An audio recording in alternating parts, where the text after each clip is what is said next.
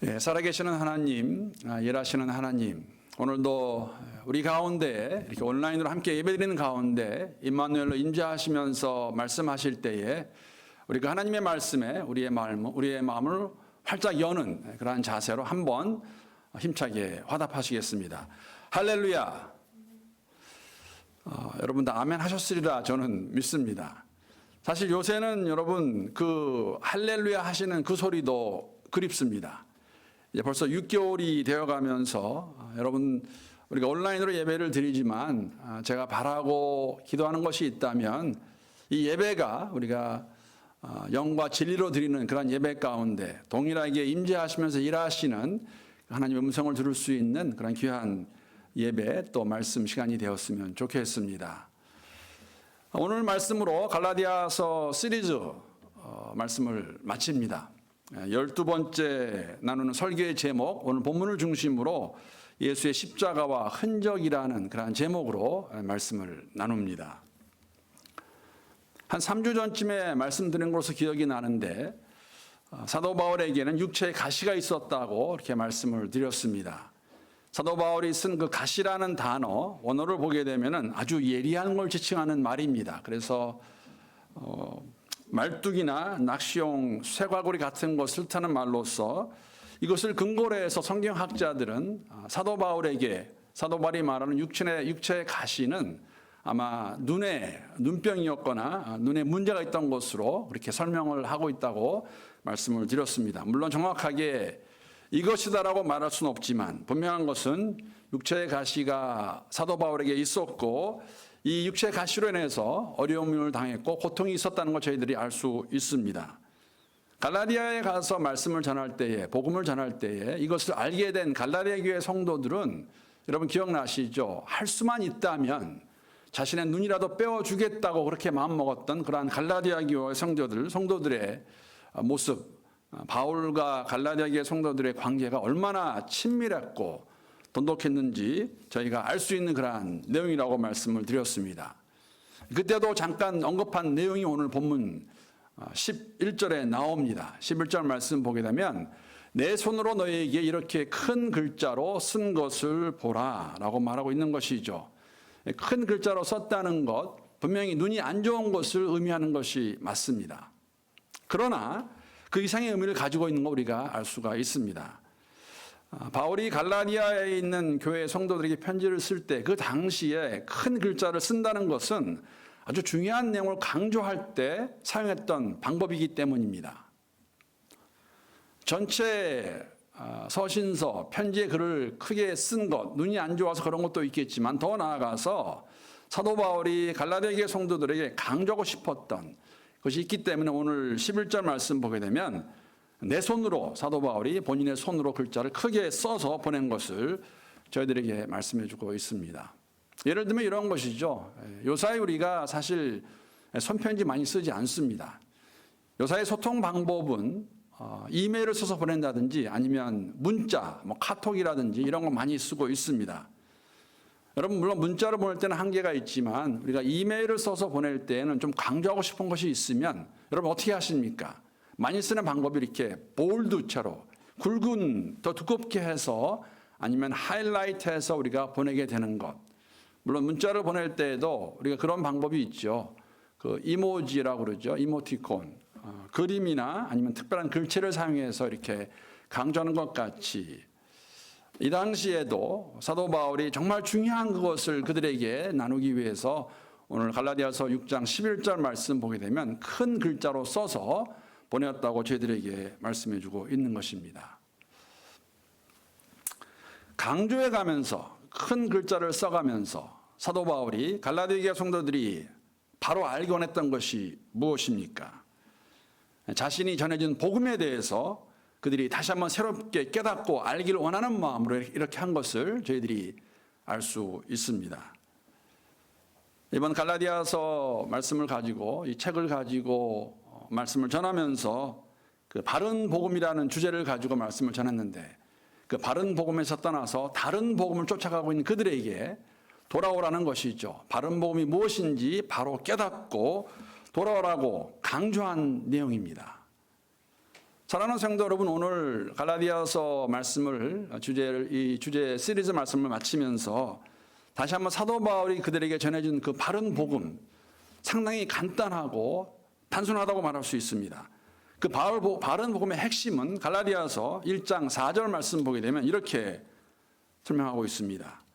예수 그리스도께서는 하나님 우리 아버지의 뜻을 따라 우리를 이 악한 세대에서 건져 주시려고 우리의 죄를 대속하기 위하여 자기 몸을 바치셨습니다.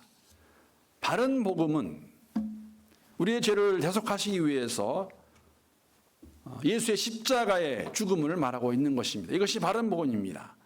하나님이 세상의 모든 사람을 사랑하셔서 그리스도 예수를 저희들에게 보내주셨습니다. 예수가 이 땅에 성육신하신 이유와 목적이 바로 이것이라는 것입니다. 아버지의 뜻을 따라 이곳에 오셨고 성신하셔서 우리 가운데 거하시고 우리를 사단의 영역으로부터 건져주시기 위해서, 구하시기 위해서 십자가에서 돌아가심으로 하나님 아버지와 우리의 부서진 관계를 회복시켜 주셨습니다.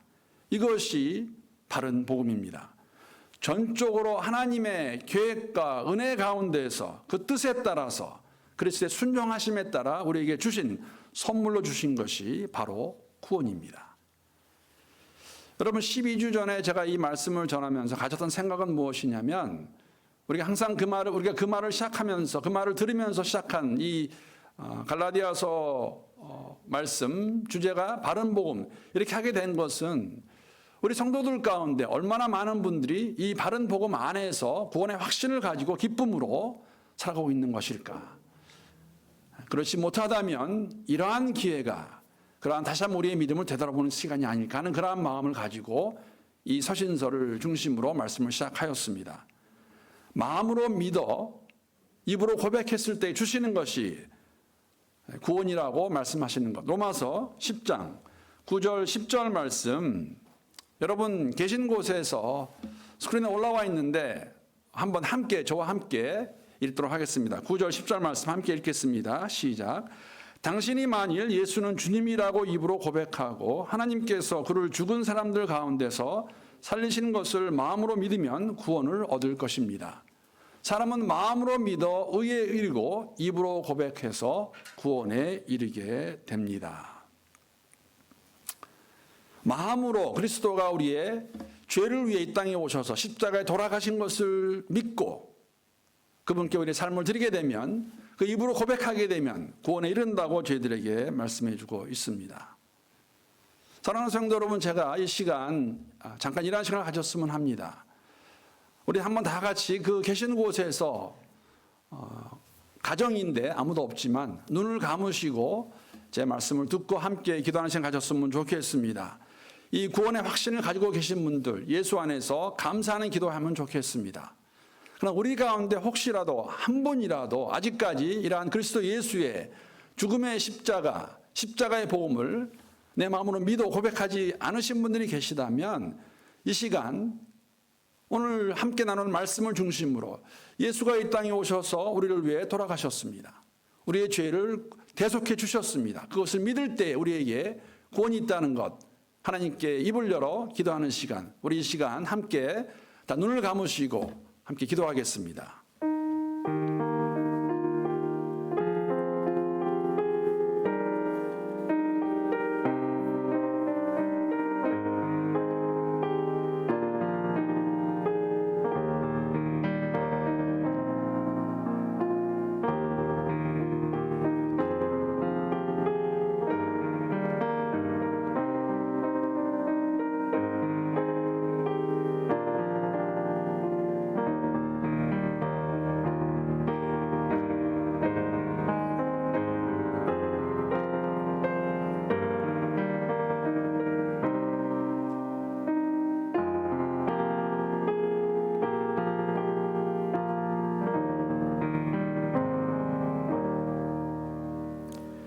우리 눈을 감으신 채로 계신 곳에서, 가정에서 저를 따라 기도해 주시기를 부탁합니다.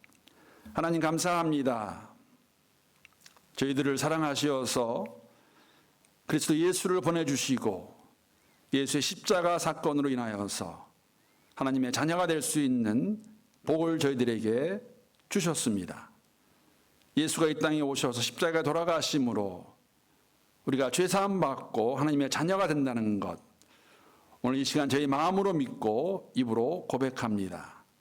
허락하신 그 구원 다시 한번 되돌아보는 가운데 우리의 삶 가운데 세상이 많이 힘들고 어렵지만 그 가운데서도 구원의 기쁨으로 나아가는 우리 모두가 될 수 있도록 하나님 도와주시옵소서.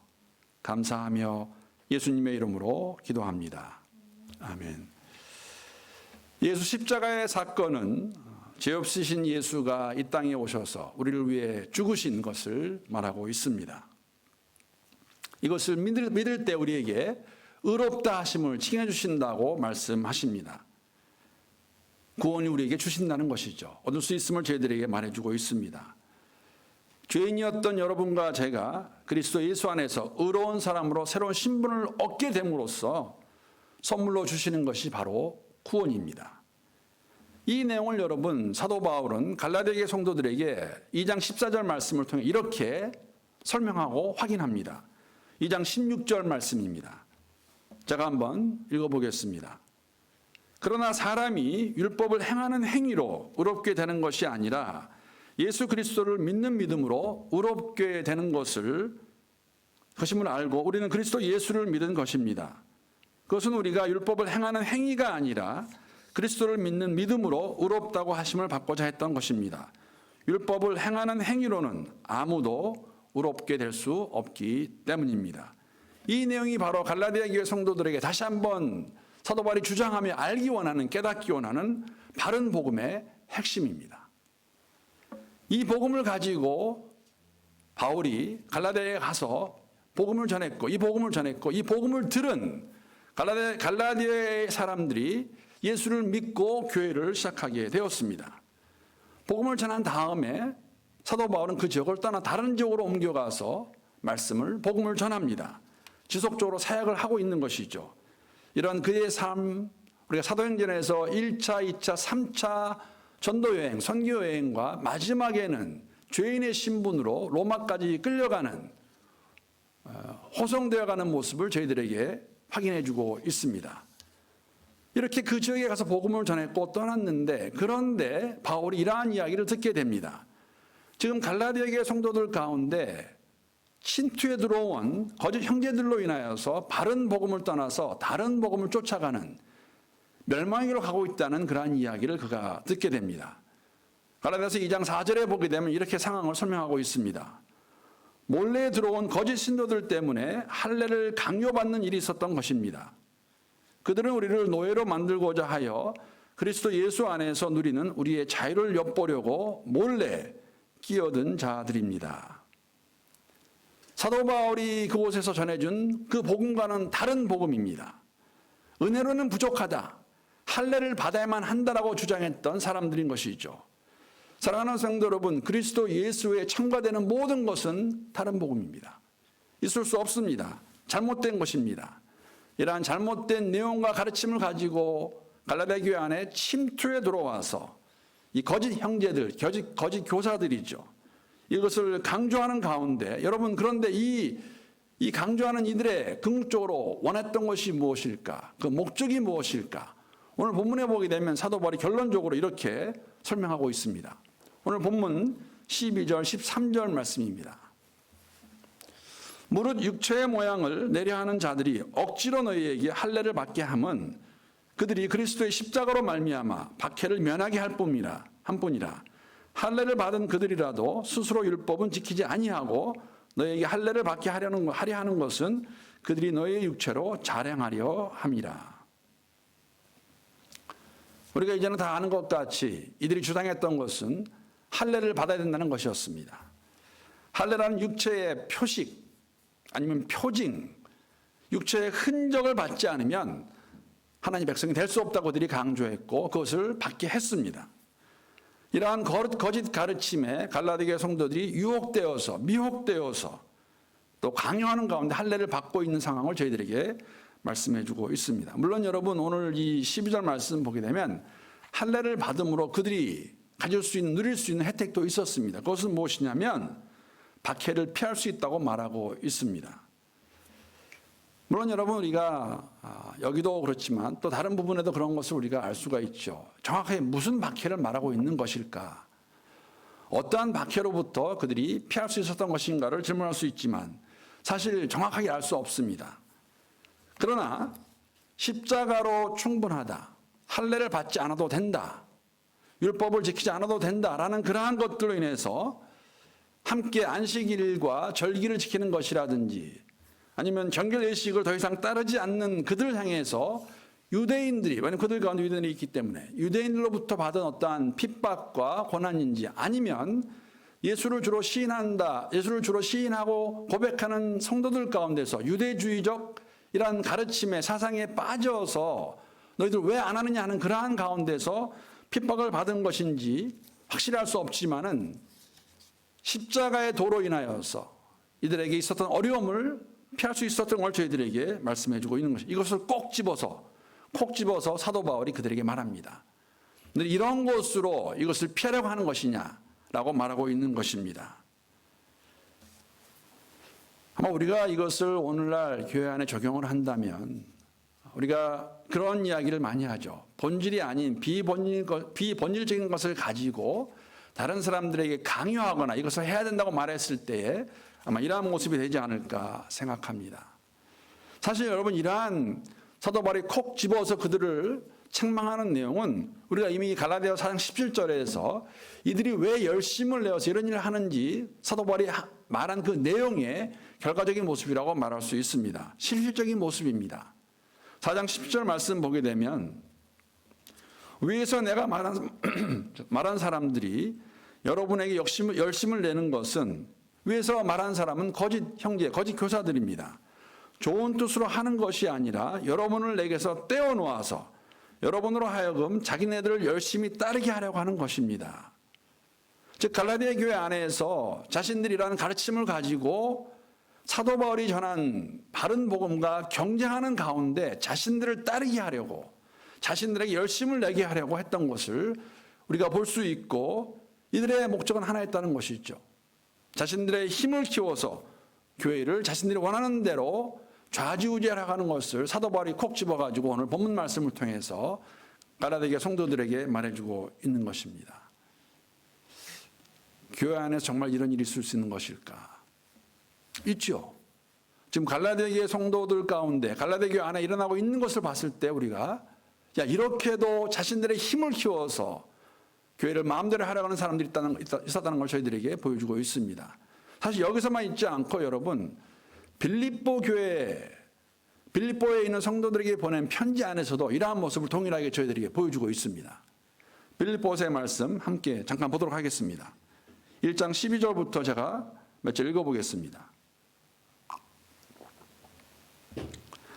형제자매 여러분, 내게 일어난 일이 도리어 복음을 전파하는 데에 도움을 준 사실을 여러분이 알아주시기를 바랍니다. 내가 그리스도 안에서 감옥에 갇혔다는 사실이 온 친위대와 그 밖의 모든 사람에게 알려졌습니다. 주님 안에 있는 형제자매 가운데 많은 사람이 내가 갇혀 있음으로 말미암아 더 확신을 얻어서 하나님의 말씀을 겁없이 더욱 담대하게 전하게 되었습니다. 어떤 사람들은 시기하고 다투면서 그리스도를 전하고 어떤 사람들은 좋은 뜻으로 전합니다. 좋은 뜻으로 전하는 사람들은 내가 복음을 변화하기 위해서 세우심을 받았다는 것을 알고서 사랑으로 그리스도를 전하지만 시기하고 다투면서 하는 사람들은 경쟁심으로 곧 불순한 동기에서 그리스도를 전합니다. 그들은 나의 감옥 생활에 더 괴로움을 더하게 하려는 생각을 품고 있습니다. 그렇지만 어떻습니까? 거짓된 마음으로 하든지 참된 마음으로 하든지 어떤 식으로 하든지 결국 그리스도가 전해지는 것입니다. 나는 그것을 기뻐합니다. 앞으로도 또한 기뻐할 것입니다. 여러분 이 배경은 바울이 복음을 전하다가 잡혀서 감옥에 갇히게 됩니다. 이 감옥에 갇힌 것 복음 전도에 사도 바울이 고백하는 것은 뭐냐면 복음의 진보가 있었다고 고백하면서 기뻐한다고 말하고 있습니다. 여러분 어떻게 복음의 진보가 이루어졌습니까?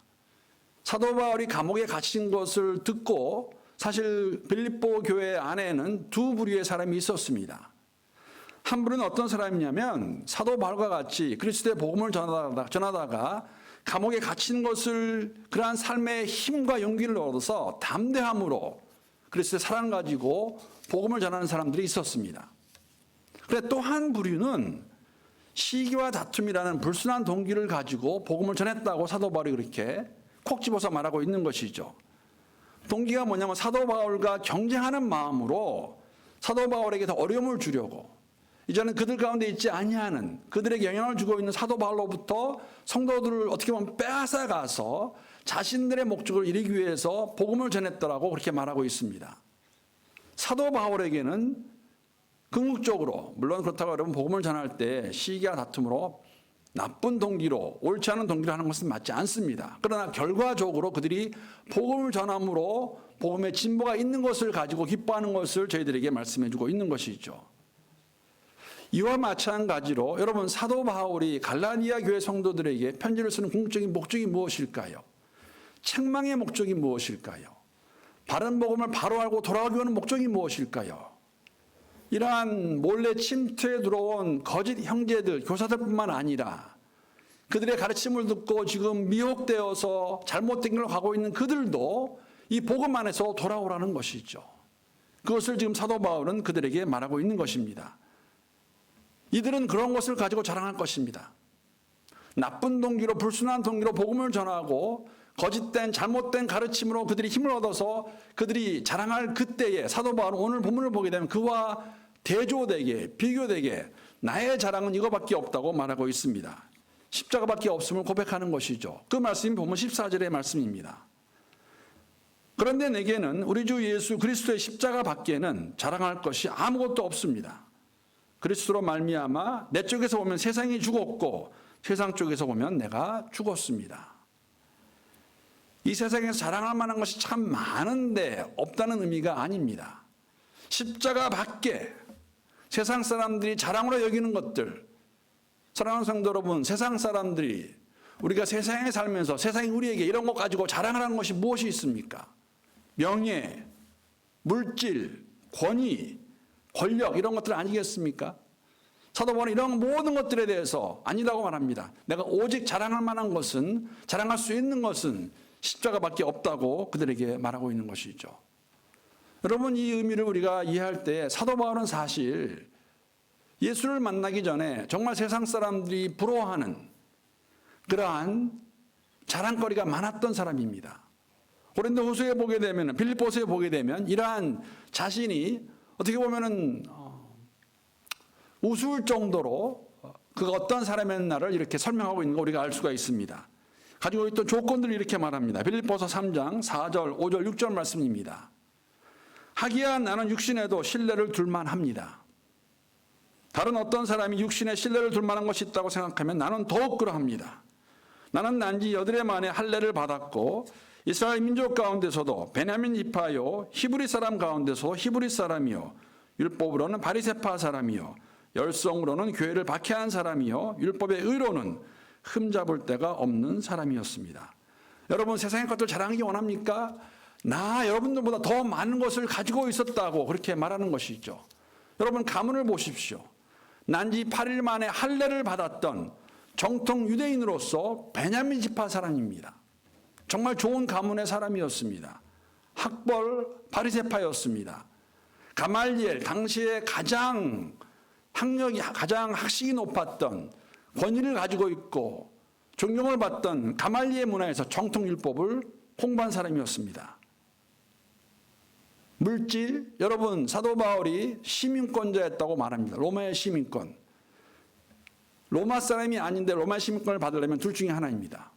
이방인이 시민권을 얻으려면 로마 제국의 어떠한 공로를 이루었던지 아니면 돈이 많아서 돈으로 살 수 있었습니다. 가말리엘 문화에서 공부할 수 있었고 로마의 시민권을 가지고 있다는 그 자체만으로도 얼마나 물질적으로도 풍부한 그러한 가문의 사람이었는지 알 수 있는 것이죠. 믿음, 율법의 의로, 율법을 바로 지켜서 흠없는 사람이라고 사도 바울이 고백합니다. 여러분, 사도 바울에게는 권력도 있었습니다. 스데반이 죽어가는 그 상황에서 그를 죽이고도 아무도 그를 건들 수 없었던 그런 힘이 있었던 그가 이러한 모든 것, 이제는 그리스도 예수 안에서 다 배설물로 여긴다고 고백을 합니다. 이제는 자랑할 만한 것이 있다면 오직 하나, 십자가뿐이라고 그가 고백하는 것이죠. 십자가의 도가 멸망하는 자들에게는 미련한 것이지만 구원을 받는 사도 바울에게는, 우리에게는 하나님의 능력이 되면 그가 알고 믿고 있기 때문에 이제는 모든 것에 대해서 내가 배설물로 여긴다. 내가 세상의 것들에 죽었고 세상도 그러한 나를 죽었다고 보는 것이죠. 멍청한 사람이죠. 바보 같은 사람이죠. 십자가에 달려가신 그리스도 예수 외에는 아무것도 자랑할 것이 없다고 사도 바울이 고백하고 있습니다. 여러분과 저는 정말 이러한 고백이 우리의 고백인지, 이러한 고백이 될 수 있기를 함께 기도합니다. 우리가 잘 아는 찬송가 여러분 149장에 보면 이러한 가사가 있습니다. 잠깐만 읽어보겠습니다. 1절과 2절 말씀만. 주 달려 죽은 십자가 우리가 생각할 때에 세상에 속한 욕심은 헛된 줄 알고 버리네. 죽으신 구주 밖에는 자랑을 말게 하소서. 보혈의 공로 힘입어 교만한 마음을 버리네. 주가 달려 죽으신 그 십자가, 그 십자가 외에는 우리가 자랑할 것이 없다고 고백할 수 있을까? 오늘 갈라디아계 성도들에게 다시 한번 고백하는 그 사도 바울의 고백이 우리의 고백일까? 사도 바울이 원하는 것은 하나입니다. 목회자로서 그들에게 복음을 전하여서 예수 안에서 하나님의 자녀가 된 그들에게, 그러나 잘못된 가르침으로 멸망기로 가고 있는 그들에게 원하는 것은 하나이죠. 회개하고 돌아오는 것입니다. 사랑하는 성도 여러분, 사실 할례를 받고 안 받고는 문제가 되지 않습니다. 유대인들은 할례를 받으면 됩니다. 이방인들은 할례를 받지 않으면 됩니다. 문제가 되었던 것은 이 할례를 받아야만 된다고 주장하는 그들이 할례를 받아야, 율법을 지켜야 구원을 받을 수 있다는 것이 잘못된 것이기 때문에 아니라고 말하는 것이죠. 중요한 것은 그리스도 예수 안에서 새롭게 된 피조물로 살아가는 것을 강조하고 있는 것입니다. 예수의 십자가 밖에는, 그 외에는 자랑할 것이 아무것도 없다 고백하는 사도 바울이 그러한 마음을 가지고 갈라디아 성도들에게 이렇게 권면합니다. 이렇게 부탁하고 명령하는 것이죠. 17절 말씀 보게 되면 이후로는 누구든지 나를 괴롭게 하지 말라. 내가 내 몸에 예수의 흔적을 지니고 있노라. 사실 여러분 이 17절 말씀은 뒷부분을 먼저 읽고 앞부분을 읽는 게 이해하는 데 도움이 됩니다. 내 몸에 예수의 흔적을 지니고 사는 나를 여러분은 더 이상 괴롭히지 마십시오. 예수의 흔적, 상처 자국, 이것이 무엇인지 분명히 알 수는 없습니다. 추측할 수 있는 것은 다메섹 도상에서 예수를 만난 이후에 예수께서 그를 택해 주셔서 복음 전하는 자로 살아가는 동안에 산 그 삶의 모습 가운데서 얻은 것이 아닌가 우리가 생각해 볼 수 있습니다. 여러분, 사도 바울이 복음 전하는 자로 얼마나 힘들고 어려운 삶을 살았습니까? 고린도후서 11장 24절 25절에 보게 되면 이렇게 자신의 삶을 설명합니다. 유대 사람들에게서 마흔에서 하나를 뺀 매를 맺은 것이 5번이요, 채찍으로 맞은 것이 3번이요, 돌로 맞은 것이 1번이요, 파선을 당한 것이 3번이요, 밤낮 꼬박 하루를 망망한 바다를 떠다녔습니다. 어쩌면 이러한 박해와 고통과 고난 가운데 그가 받은 예수 십자가로 인하여서 받은 흔적, 상처, 어쩌면 여러분 사도 바울의 몸의 가시도 이러한 삶의 결과 중에 하나였는지도 모르겠습니다. 분명한 것은 예수께서 그에게 찾아와 주셔서 그를 불러주셨고 복음 전하는 자로 세워주셔서 그러한 삶을 살아갈 때에 그가 갖고 있는 그 상처, 여러분 이것을 감당했던 것은 부활하신 주께서 직접 찾아오셔서 그를 불러주셨기 때문에 감당했음을 고백하고 있습니다. 어떻게 보면 사도 바울에게는 여러분 이 사도권에 대한 어려움도 있었던 것을 우리가 알 수 있습니다. 갈라디아서 처음에도 사도 바울이 이렇게 고백합니다. 1장 1절 말씀 보게 되면 사람들이 시켜서 사도가 된 것도 아니요, 사람들이 맡겨서 사도가 된 것도 아니요, 예수 그리스도께서 그리고 그분을 죽은 사람들 가운데 살리신 하나님 아버지께서 임명하심으로 바울은 사도가 되었다고 말하고 있습니다. 여러분 무엇을 말하고자 하는 것입니까? 부활하신 예수를 만나 사도가 된 그리스도 예수 안에 사도가 된 바울이 그 하나님께서 불러주신 그 사도의 임명을, 사도의 사명을 감당하기 위해서 갈라디아에 갔고 복음을 전했습니다. 근데 사람들은 그 사도권에 대해서 질문이 있었죠. 의심이 있었습니다. 사도권이 무너지게 되면 사도 바울이 전한 그 복음 자체도 무너지기 때문에 이것을 증명하고 있는, 다시 한번 성도들에게 알려주고 있는 걸 우리가 알 수 있는 것이죠. 내가 전한 복음은 부활하신 그리스도 예수께서 나에게 직접 찾아오셔서 불러주셔서 세우신 그 사도권을 가지고 가서 전한 복음이라는 것이죠. 이런 것 가지고 더 이상 나를 괴롭히지 말라. 내가 말하는 복음이 아니다. 내가 만든 복음이 아니다. 예수께서 내게 주신 복음이라고, 십자가 복음이라고 그들에게 말하고 있는 것이죠. 더 이상 나를 괴롭히지 말고 내 몸에 그리스도의 흔적을 가지고 살아가는 것 같이 너희도 그리스도 예수 안에서 그리스도의 흔적을 가지고 살아가라고 말씀하고 있습니다. 사랑하는 성도 여러분, 여러분과 저의 삶 가운데 가지고 있는 그리스도의 흔적이 무엇입니까? 어떤 흔적이 우리에게 있는 것입니까? 여러분과 제가 하나님의 백성이라는 흔적이 어떤 것이 있습니까? 물론 구약의 이스라엘 백성들에게는 하나님께서 언약을 맺으시는 가운데 당신의 백성이라는 흔적으로, 표적으로 할례를 말씀하셨습니다. 몸에 행한 할례입니다. 그러나 우리가 사도 바울이 로마에 쓴 편지를 보게 되면 우리에게 필요한 우리의 흔적, 아마 이것이 아닐까 생각합니다. 로마서 2장 28절, 29절 말씀입니다. 겉모양으로 유대 사람이라고 해서 유대 사람이 아니요 겉모양으로 살갗에 할례를 받았다고 해서 할례가 아닙니다. 오히려 속사람으로 유대 사람이니가 유대 사람이며 율법의 조문을 따라서 받는 할례가 아니라 성령으로 마음에 받는 할례가 참 할례입니다. 이런 사람은 사람에게서가 아니라 하나님에게서 칭찬을 받습니다.